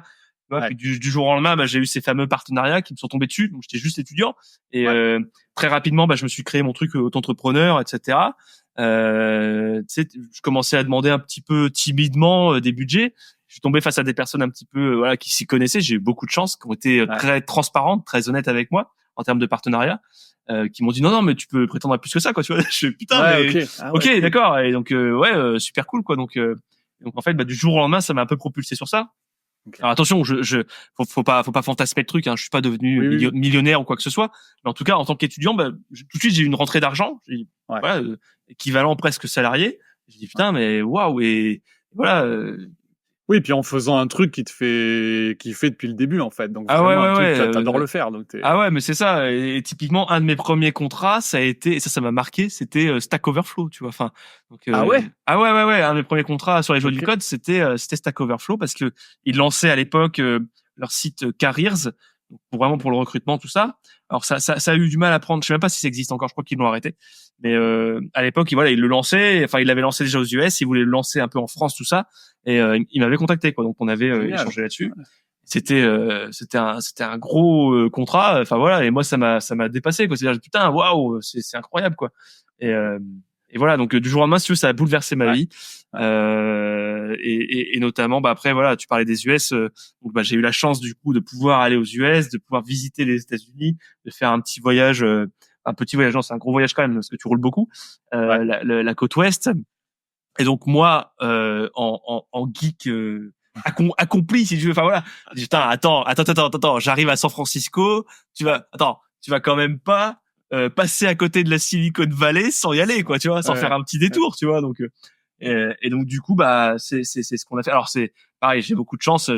J'ai pas parlé d'elle depuis le début, mais ma femme me suit énormément sur l'aventure. Voilà, les jeux du code. De toute façon, enfin voilà.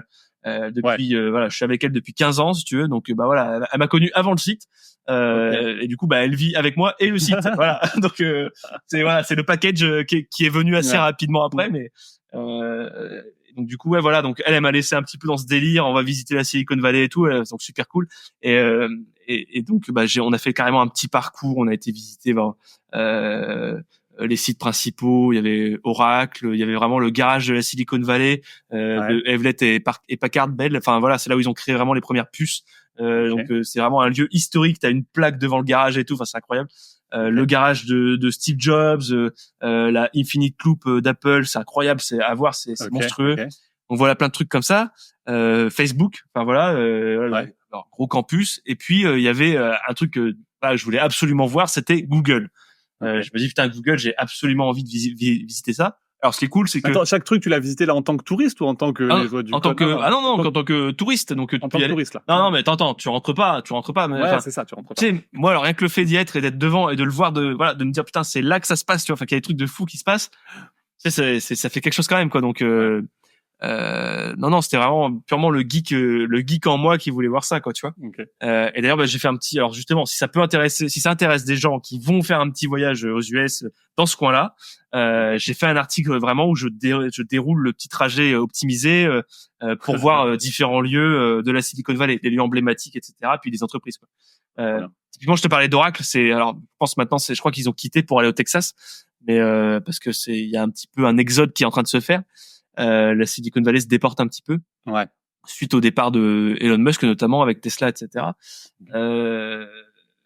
D'ailleurs Tesla, j'ai été voir le site en Californie, je me suis fait têche par les agents de sécurité, quoi. Tu vois, je suis allé sur le parking, les mecs ils sont venus, tu dégages. Bon, ok, je m'en vais. Tu leur as pas dit un badge les joies du code, ça. Non. Regardez qui je suis, bordel. Ça j'ai pas cherché, si tu veux. C'est pareil, il y avait un site, c'était un truc de la NASA que je voulais absolument aller voir, tu sais. Donc je commence avec ma femme, on était en voiture, on commence à s'en approcher et tout. J'ai dit attends, on va essayer d'aller plus près. Il y avait une espèce de petite fusée en reproduction, enfin voilà, qui était sur leur parking ou je sais plus quoi.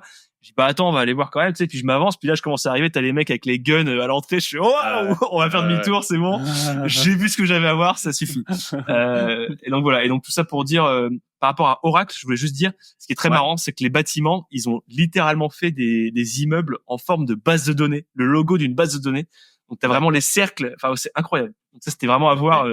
C'était un gros kiff. Tu les vois de quoi? Tu les vois du ciel, en fait? Ah non, mais tu vas, non, mais de face, tu vois les trucs, c'est des bâtiments, c'est vraiment des cercles, des gros cercles, comme une base de données, quoi, le logo, très, très marrant. Ouais. Avec leur espèce leur bateau, là, le bateau qui fait les courses, là, comment on appelle ça? Merde. J'ai plus le nom qui me vient, mais leur bateau qui fait des courses, Oracle, qui était là. Je sais pas ce que c'est. Ils ont un grand plan d'eau devant. Donc voilà. Et donc tout ça pour dire Google. Donc Google, en fait, de base, tu peux un peu rentrer dans le campus, tu peux te balader, parce que c'est énorme, hein. Google, c'est une ville, hein. Je sais plus combien ils sont, je crois que c'est 30 000 personnes sur place. Enfin, c'est une ville, hein. Donc, t'as des bâtiments de partout. Enfin, voilà. Et tu peux déjà te balader. Google, tu peux déjà te balader. Tu peux même prendre leur fameux vélo en libre accès et tu te balades dans le campus de Google, tu regardes un petit peu. Alors c'est marrant parce que t'as des petites statues Android, machin, tout ça. T'as un squelette de T-Rex, enfin voilà, donc tu peux voir tout ça. Et donc moi, en mode, j'aimerais bien voir de l'intérieur, tu vois. J'ai commencé à mettre sur les réseaux sociaux. J'ai dit, écoutez, voilà, est-ce que à tout hasard, quelqu'un parmi vous travaille chez Google, tu vois? On sait jamais.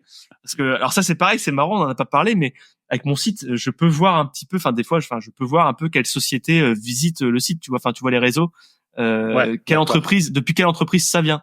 Typiquement, j'ai des trucs genre c'est Google, Twitter, Facebook. Ah oui, d'accord. T'as des ingénieurs de ces boîtes-là qui viennent sur mes sites, tu vois. Donc ça c'est pareil, c'est assez incroyable. Et donc j'ai tweeté ça, où j'ai mis sur Facebook, je crois d'ailleurs à l'époque. Et t'as un mec qui est venu me parler, qui dit écoute, moi j'adore ton site, je travaille chez Google, je suis au campus à Mountain View, tu me dis quand tu viens et je t'organise un tour, quoi. Putain, incroyable. Et donc on s'est mis d'accord, un rendez-vous, tout ça. Donc le mec connaissait justement la version anglaise de mon site. Voilà, il venait de Bulgarie, si je dis pas de bêtises. Le mec avait déjà fait Google en Irlande et après parti à San Francisco. Et on s'est donné rendez-vous. Il m'a fait faire le tour de Google, de l'intérieur, des bureaux. J'avais mon badge Google et tout. Enfin, j'ai mangé à la cantine, tout est gratuit. Enfin, Ah ouais. C'est incroyable. T'as des chefs qui font la bouffe devant toi. Enfin, Ouais. Voilà. Après, t'as des piscines à l'intérieur pour les salariés Google. Ouais. Ah ouais. Pareil, il montrait t'as des baristas, t'as plein de cafés à l'intérieur. Tu peux te pointer, t'as ton mug, tu le laisses sur place, tu le reprends. Enfin voilà, t'as tout en libre accès quoi. Et c'est un autre monde quoi. Ah ouais non, c'est un autre monde. Et moi, j'étais comme un fou quoi. Il m'a fait visiter. Pareil, ils ont un petit musée si tu veux à l'intérieur. Qui n'est réservé que soit aux Googlers, soit aux gens qui sont accompagnés par des Googlers. Donc, en gros, c'est un musée un peu select où t'as vraiment exposé le premier serveur de Google, quoi. Et là, tu fais waouh, t'arrives devant ça, putain, mais enfin, moi, j'étais comme un ouf, quoi, comme un gosse, quoi. Incroyable. Ouais. Ouais, t'as le truc sur lequel Sergey Brin a travaillé et a monté de lui-même, bidouillé avec des soudures dégueulasses. Enfin, c'est incroyable. Donc c'est des trucs qui datent d'il y a combien de alors c'était 25, Google, c'était en 95. Okay.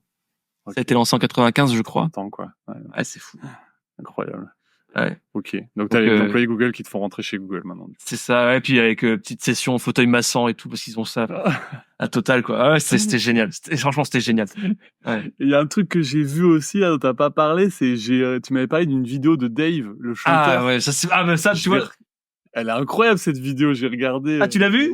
Oui, je l'ai regardé. Là, j'ai regardé genre pour qu'on soit parlé, tu vois. Mais c'est quoi ce truc en fait Bah en fait, alors c'est what the fuck, c'est-à-dire que alors c'était vraiment au tout début du site.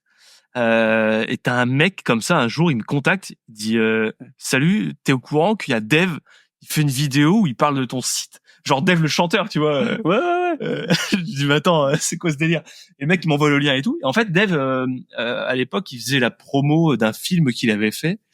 Et il surfait un peu c'était à l'époque genre les youtubeurs, tout ça, donc il avait fait différents petits sketchs, différentes petites vidéos. Et dans ces trucs-là, justement, qui marchaient à l'époque, il y avait les Tumblr de GIF. Il a fait une vidéo, il a dit, je vais créer pour faire la promo de mon film, je vais créer un Tumblr de GIF. Et justement, c'est marrant parce qu'il dit, genre, on m'a parlé des joies du code et on m'a dit que c'était un truc de dev, tu vois, donc dev, référence à lui. Et donc, putain, incroyable, quoi. Et, il dit, j'ai regardé, j'ai rien compris, on parle de trucs SSH et tout. C'est incroyable. C'est hyper drôle. Ouais. Le truc, le gros what the fuck, quoi. Je me suis tapé une barre. Du coup, c'est sorti de nulle part, zéro. Quoi. Ah, mais de nulle part. J'ai même pas été contacté ni rien.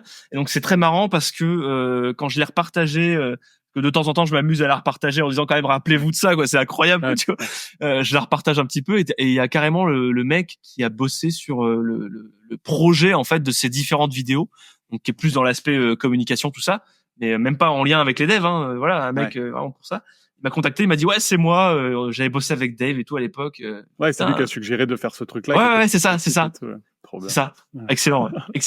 J'avoue, ça a dû être fou de voir ça parce que moi quand je l'ai vu, je me suis dit mais c'est pas possible, c'est une parodie, c'est pas vraiment Dave et tout. Qu'est-ce que c'est t'as vraiment l'impression que tu te dis que c'est un montage, tu vois, tu te dis c'est fou que ça soit. Ah non, c'est complètement fou. Ah ouais, mais des dingueries comme ça, c'est incroyable. Incroyable. Ouais. Bon, trop cool. D'autres trucs avec les joies du code? Ouais, avec les joies du code, bah oui. Après, on en a parlé brièvement en amont, mais enfin oui, ça m'a permis, quand je te dis que je suis vraiment un geek, tout ça, ça m'a permis de voir un petit peu les rockstars pour moi, si tu veux, dans la tech, notamment, enfin voilà, en étant, comment dire, en ayant un accès chaque année, enfin régulièrement en tout cas, au gros salon Vivatech qui se tient sur Paris. Voilà, donc moi en fait, c'est ça. Enfin moi c'est une accréditation presse, donc en gros faut faire la demande quand même. Mais chaque année moi on me renouvelle parce que voilà ça fait depuis les premières éditions de Vivatech que j'y vais, parce que voilà c'est un truc où il se passe plein de trucs. Enfin c'est un événement où il y a plein de choses à voir au niveau tech et tout, donc c'est super intéressant. Même les conférences et tout. Donc typiquement grâce à Vivatech j'ai pu voir Mark Zuckerberg qui a fait une conférence hyper longue il y a quelques années. Ça c'était incroyable, hein. Donc Mark Zuckerberg, j'étais au 2e ou 3e rang Je l'ai vu vraiment tout près, tu vois. Enfin, le mec, il est arrivé, la salle, elle était déchaînée. C'était incroyable. J'avais jamais vu ça, quoi, tu vois. Ouais. Satya Nadella, donc le PDG de Microsoft, le créateur de Snapchat, Ok. Elon Musk. Alors Elon Musk, bon, ça, voilà, Ouais. alors, je suis un petit peu moins fan, si tu veux, depuis quelques temps maintenant, parce qu'il tombe un petit peu dans les trucs un peu complotistes et tout. Il fait des trucs Mais un peu chelous, ouais. voilà, si tu veux, je l'ai vu dans la bonne période, quoi, où il était pas encore tombé à ce niveau-là. Donc c'était hyper intéressant. La conférence était super sympa. Il racontait plein de choses sur sa vision de l'IA, etc. Donc c'était incroyable. Ouais. Et c'était une conférence qui a duré presque 1 heure. Ok. Et c'était une dinguerie parce que pour y accéder, mais j'ai attendu la conférence, elle devait être genre à 15h ou à 16h. Si tu veux, je le savais, c'est-à-dire que même en étant accrédité média, t'avais pas ta place réservée. Tellement c'était, tellement voilà, Elon Musk, quoi. c'était le VIP. C'est en même temps c'est l'homme le plus riche du monde. Enfin voilà, c'est tout le monde voulait le voir. C'est-à-dire que même les VIP qui payent leur passe, si tu veux, une fortune pour Vivatech veulent le voir. Donc aucune place de réservée. Tu fais putain, ok. Et donc moi je me suis pointé à 13h, j'ai attendu dehors en plein cagnard. Heureusement j'avais la casquette. J'ai attendu dehors en plein cagnard pendant 2 heures, je crois. C'était ouf. Et ils ont ouvert la salle 1 heure avant. Enfin, t'avais la foule. Déjà même dès le début, la salle était complète, quoi. Voilà, c'était incroyable, mais super intéressant. Et un truc comme ça, tu vois, en étant accrédité média, pareil, en petite dinguerie avec Vivatech, tu vois, un truc marrant. C'est que une fois comme ça, donc j'y suis allé. Il y avait Macron qui intervenait. Bon, voilà. Après, on en pense ce qu'on veut. Bref, voilà. Je me suis dit bon, quand même, vas-y, va voir un président. Tu vois, c'est quand même. Voilà. Et pareil, t'avais la foule parce que c'était une de ses premières interventions sur le salon. T'avais la foule et tout. Et en fait, moi, je suis arrivé avec mon badge. J'ai montré mon badge média parce que t'as les mecs sécurité et tout, les mecs qui font 2 mètres de haut. Tu sais, ils disaient ouais, média, tout ça, c'est où tout ça. Moi, j'ai montré mon badge. Et t'as un mec, mais il a ouvert la foule. C'était Moïse. Il a ouvert la foule devant moi. Je suis passé en mode VIP avec mon badge. J'ai eu ma place réservée dans le truc parce que c'était la conférence de Macron, quoi. Enfin, putain. Et je me suis assis parce que juste avant, il y avait encore eu un truc et je me suis assis à la place de c'était Jack Dorsey qui était parti. Donc le créateur de Twitter qui était là. Et il faisait pas de conférence, donc ça c'est très marrant. Donc il faisait pas de conférence. Mais à côté de lui, il était là. Ouais, non, les places avaient été réservées justement, mais après ça avait été levé pour cette conférence-là. Et putain, tu t'assois, pareil, cette anecdote, tu vois le papier, tu vois Jack Dorsey, tu dis putain, la place elle est encore chaude, tu fais waouh, je touche de près Jack Dorsey.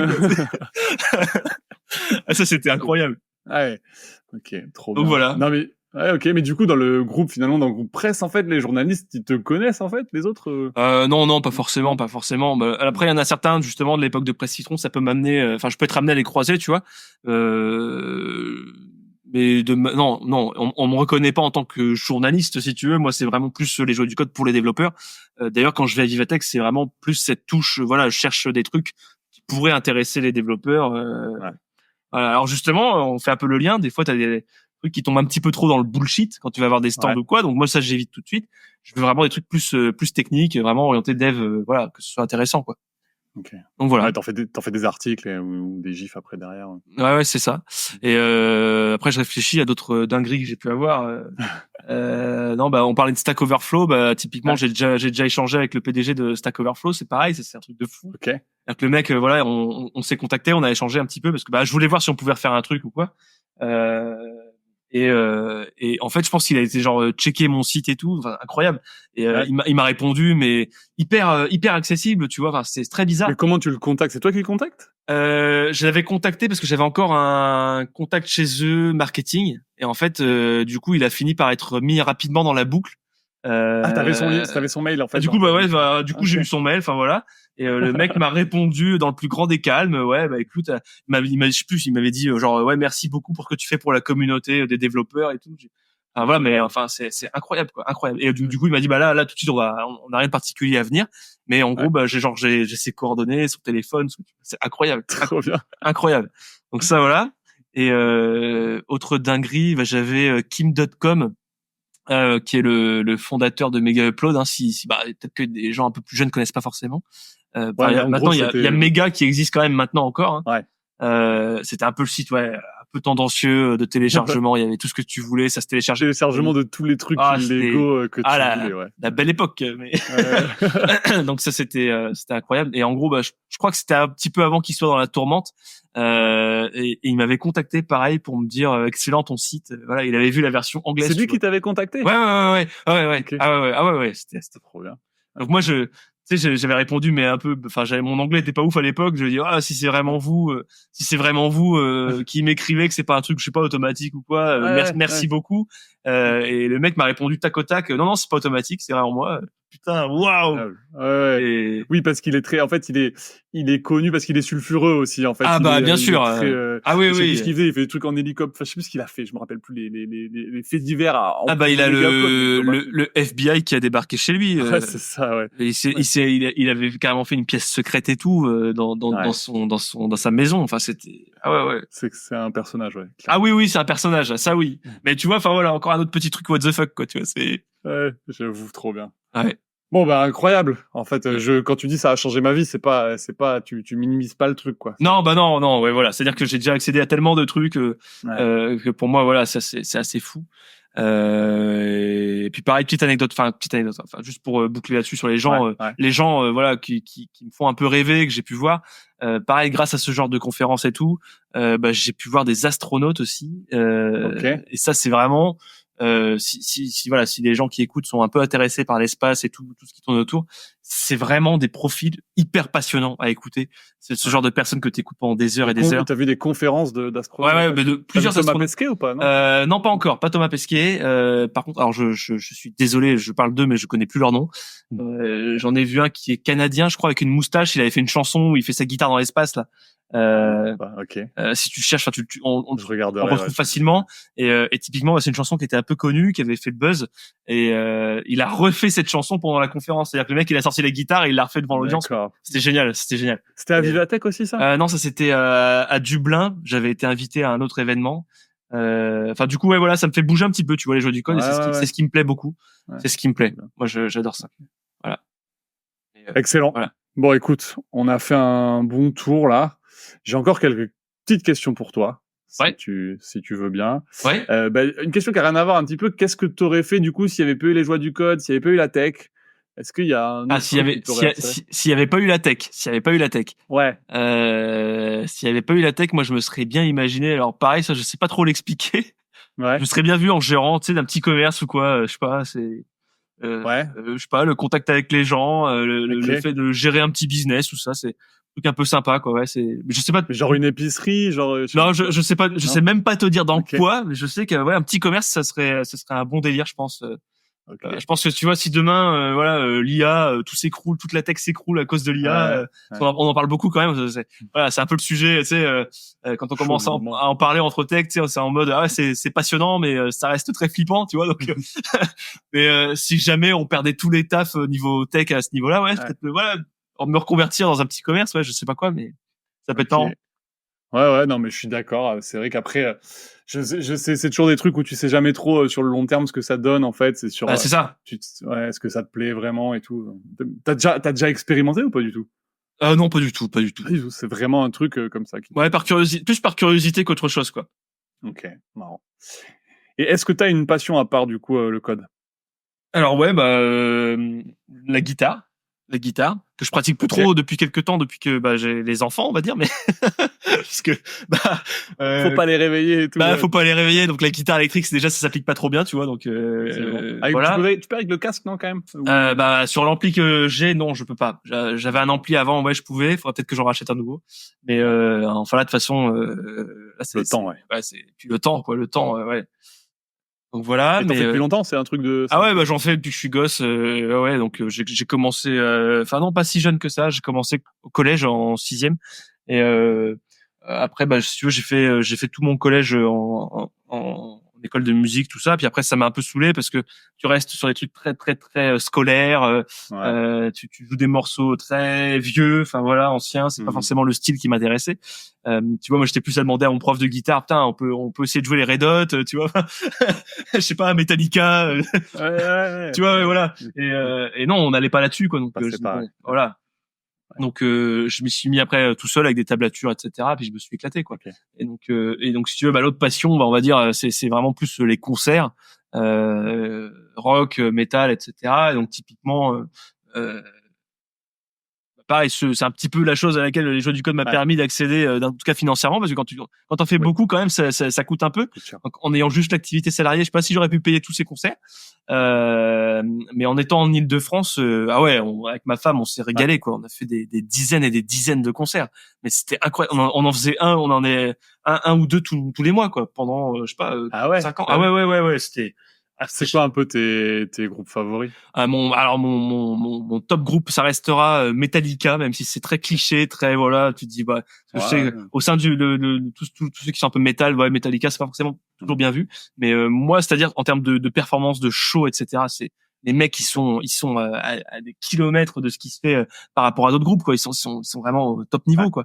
Ils sont quatre, ils te foutent une scène en plein milieu d'un accord arena, tu vois. Ils se mettent au milieu, c'est un grand carré. Et à quatre, ils mettent l'ambiance, quoi. Ils éclatent tout le monde, quoi. Ils bougent partout, malgré leur âge, parce qu'ils commencent à peut être tout jeunes. Et c'est incroyable. Même puis après les chansons, bien sûr, c'est cultissime. Et après je touche un petit peu à tout, des trucs un peu plus soft parfois, du rock plus posé, on va dire. Alors là, j'ai pas de trucs qui viennent en tête, mais peut-être les Guns, des trucs comme ça, Guns N' Roses, j'aime beaucoup aussi. Slash, voilà. Okay. En carrière solo que j'ai vu aussi. Et puis après des trucs un peu plus bourrins, un peu genre Slipknot, tu vois, je vais les voir en fin d'année là, tu vois. Donc tu les as vus en concert? Je les ai déjà vus 2 fois, ouais, je les ai vus aux arènes de Nîmes, c'était incroyable. C'était un four, c'était monstrueux. Ah ouais, c'était monstrueux. Arène de Nîmes, Slipknot. Rammstein, des trucs comme ça, des trucs. Après des groupes pas forcément connus non plus, voilà. Voilà. Après, je préfère beaucoup plus les petits concerts, tu vois, où t'es vraiment plus près de la scène et tout. Artistes. Que peut-être les trucs un peu trop, genre, moi, dès qu'il y a un concert, alors sauf si c'est un groupe que j'adore, mais si c'est Stade de France, tu vois, ça va me saouler, moi. Oui, c'est pas la même chose. Alors, Stade de France, c'est bien, t'as l'ambiance avec le public, mais le son, il est à chier, tu vois rien. Voilà, mais si c'est un groupe qui me plaît beaucoup, voilà, je vais les voir, quoi. Tu vas quand même, ouais. Voilà, là, tu vois, alors je sais pas quand est-ce que l'épisode sera diffusé, mais en août, là, je vais aller voir AC/DC, tu vois. Donc, trop bien. Ils sont à l'hippodrome de Longchamp, tu vois. Donc c'est pareil, je me dis ça va être compliqué d'avoir un bon son, tout ça, mais c'est AC/DC, c'est cool. Donc je vais les voir, quoi. Et voilà. Mais ouais, les concerts, j'adore. Et puis en autre petite passion, j'aurais tendance à dire peut-être le bricolage, les travaux, la rénovation, parce que c'est un truc dans lequel je baigne depuis quelques années. Ma première maison, on a eu la chance de faire construire, mais on l'a eu même très très brut. Donc on a fait les travaux nous-mêmes à l'intérieur et tout. Ah ouais. La maison on l'a eu. Mais comment tu fais pour faire tes travaux en même temps que tous tes autres projets là? Moi, ça fait. Mais je sais. Ça fait je fais des journées un peu chargées. Ça déborde un petit peu sur les nuits. Voilà, mais typiquement la maison on a fait tous les travaux. Là, celle qu'on a récupérée sur Amiens, il y avait beaucoup de travaux à faire. Donc pareil, je m'y colle. Et en fait, c'est un truc que je commençais à apprécier, tu vois. Alors au début, j'étais pas du tout manuel. Genre absolument pas. Et puis c'est un truc que je me suis rendu compte qu'en mettant un petit peu les mains dedans par la force des choses, tu commences à maîtriser et puis c'est pas si dur que ça. En tout cas, voilà, les trucs classiques. Non, je pense c'est quoi, il faut être un peu rigoureux. Ouais, c'est ça. Après moi tu suis quelques tutos, t'as des mecs qui sont vachement bien là-dessus. Un mec qui explique vachement bien et puis tu reproduis. Le truc que j'ai appris, c'est qu'avec la construction, les travaux, quand tu fais les travaux, si jamais il y a un truc où tu te foires complètement, c'est pas la fin du monde, c'est toujours rattrapable. Quitte à tout refaire, c'est jamais c'est ça qui rassure un peu, si tu veux. Quand tu oses pas te lancer au début sur les travaux, même si c'est chiant, si tu te loupes, tu peux refaire. Voilà, si t'as fait un trou au mauvais endroit, machin, tout ça, des techniques, tu rebouches, tu refais bien. Si c'est vraiment trop gros, tu coupes tout ton placo, puis tu refais un placo propre, tu resolidifies tout. Bon, ça se fait, mais après ça c'est en allant que tu apprends tout ça, quoi. Ouais, c'est clair comme toujours. Ouais. Voilà. Ok. Dernière question pour toi, Nicolas. Est-ce que tu crois dans quelque chose d'irrationnel? Je vais pas dire que j'y crois à 100%, je vais plutôt dire que ça me fascine et que ça m'intrigue. C'est l'aspect, la fameuse théorie de la simulation. Savoir est-ce que l'on vit dans une simulation. Je trouve ça hyper intéressant. Alors j'avais déjà checké un petit peu tout ce qui s'écrit là-dessus. Et en fait, le truc, c'est vraiment la question à laquelle on sait pas répondre aujourd'hui, surtout avec tout ce qu'on est en train de voir. On parlait de l'IA, etc. C'est-à-dire que les avancées technologiques font que, bah, on est légitime, je pense, à douter du fait, voilà, est-ce qu'on n'est pas dans une simulation? Parce que le concept repose sur ça, c'est-à-dire que les ordinateurs et tout évoluant comme ça évolue, qu'est-ce qui nous dit pas que bah il y a une autre civilisation avancée qui aurait peut-être cherché à créer un propre univers, etc. Une simulation. Voilà, parce que alors alors je sais plus comment dire, c'est pas un théorème, mais c'est en gros c'est un truc avec 3 hypothèses, à savoir les civilisations avancées s'éteignent avant de réussir à atteindre la technologie de simulation. Voilà. Première hypothèse. La deuxième hypothèse, c'est les civilisations avancées décident de ne pas faire de simulation avec d'autres civilisations avancées. C'est une autre hypothèse. Et la troisième, c'est nous sommes dans une simulation parce que du coup, bah, tu remplis pas les deux possibilités. Voilà. Et donc en gros, bah, en fonction de ça, bah, tu te dis, bah merde alors. Donc c'est hyper intéressant. Ça pose plein de questions philosophiques derrière, notamment je sais pas, sur le libre arbitre, par exemple. Exactement. Et je sais pas si tu l'as vu, il y a un épisode de Black Mirror qui moi je pense c'est celui que je préfère. C'était un épisode de Noël où en fait il y a un moment, si tu veux, t'as tu te rends compte au cours de l'épisode, mais si tu veux, t'as toi et en fait on te duplique, en fait on te copie ton intelligence, ton esprit, tout ce que tu veux, pour te mettre dans une petite boule en fait. Donc c'est une IA si tu veux, mais qui est à ton image, qui est exactement une reproduction de toi. Et si tu veux, ce qui est incroyable avec cette IA, c'est que elle est en charge de gérer tous tes besoins. Donc en fait, c'est elle qui gère ta maison, c'est elle qui allume la lumière quand on a besoin, qui te réveille au bon moment, qui te prépare ton truc pour que tu te brosses les dents, etc. Et du coup, elle anticipe tous tes besoins puisqu'en fait, elle te connaît exactement. Et du coup, évidemment, la question qui se pose, c'est que ce truc-là, en fait, dans l'épisode, ce truc-là se rebelle. C'est-à-dire, ce truc-là dit, mais en fait, moi, pourquoi je suis un esclave, en fait? Je suis la personne. Et du coup, là, c'est horrible parce que tu vois, la nana, elle l'éteint et en fait, l'IA se réveille 6 mois après. Il s'est passé 6 mois et elle a été éteinte. Et donc, bref, et du coup, tout ça pose la question de quand tu crées un espèce de truc qui est une copie de toi, quel est l'état de ce truc-là, en fait? Finalement, c'est la même chose que toi, donc pourquoi il a pas les mêmes droits que toi? Oui, non, mais tu vois, mais ça va super loin. Et Black Mirror, moi, j'adore. Enfin, de toute façon, tous les épisodes, je les ai vus. Enfin, dès qu'il y en a un, je saute dessus. Enfin, mais c'est pas toujours très, ça peut te mettre des petits coups au moral, je trouve. C'est pas, complètement. Non, mais justement, c'est ce qui, enfin, c'est pas ce qu'ils cherchent, de casser le moral, mais, réfléchir. C'est faire réfléchir, voilà, sur certains trucs. Et je trouve ça assez, c'est passionnant, quoi. Enfin, vraiment. Ouais, je suis d'accord. Ouais, clairement. Bon, écoute, trop cool. Merci beaucoup pour cette discussion, Nicolas. C'était hyper riche. J'étais trop content d'avoir toutes les comment dire, tout ce qui s'est passé autour des joies du code. Autour de la sphère des joies du code, ouais. Ouais, incroyable. Merci beaucoup à toi, en tout cas. Merci Mathieu. Non, avec grand plaisir. Est-ce que je peux te laisser un mot de la fin, si tu veux rajouter quelque chose? Alors j'ai pas forcément poncé le truc pour le mot de la fin. Suivez les joies du code. Voilà. Suivez les joies du code. C'est le mec tout dans la promo, quoi, tu vois. Non, pourquoi pas. Typiquement par rapport aux joies du code, tu vois, ce que le mot de la fin, ça pourrait être franchement une énorme reconnaissance vis-à-vis de la communauté. Pour moi, c'est une très grosse fierté de faire partie de cette communauté des développeurs, d'être ancré un petit peu dans le paysage. De suivre un peu tout ce qui se passe sur les différentes technos, sur le ressenti des développeurs, parce qu'il y a plein de choses à creuser là-dessus, d'avoir des échanges avec la communauté. Moi, ça m'apporte énormément. Enfin, c'est même sur le plan humain et tout.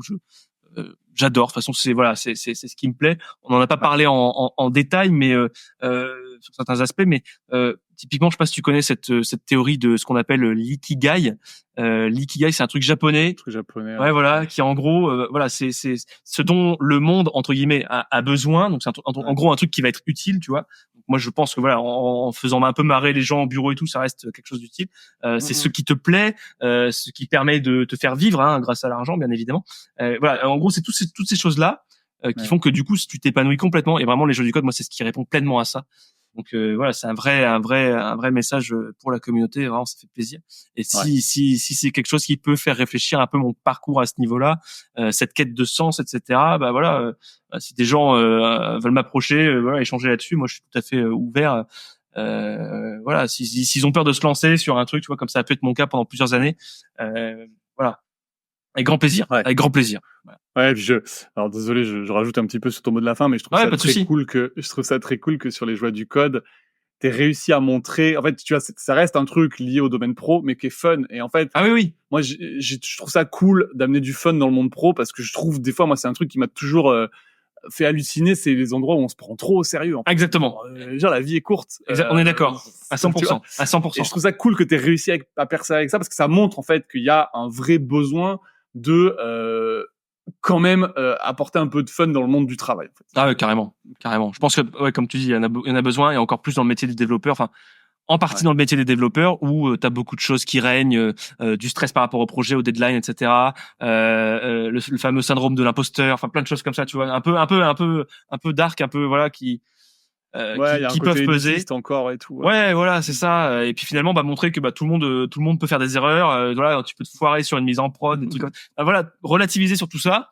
Finalement, montrer que c'est pas la fin du monde. Tout n'est pas si important. Et en rigoler quoi entre nous quoi. Donc c'est un peu le but quoi. Ok. Bon écoute, trop bien. Merci encore pour cet échange, Nicolas. Merci à toi. Merci beaucoup. Je te dis à bientôt. Yes, à une prochaine. Salut. Ciao.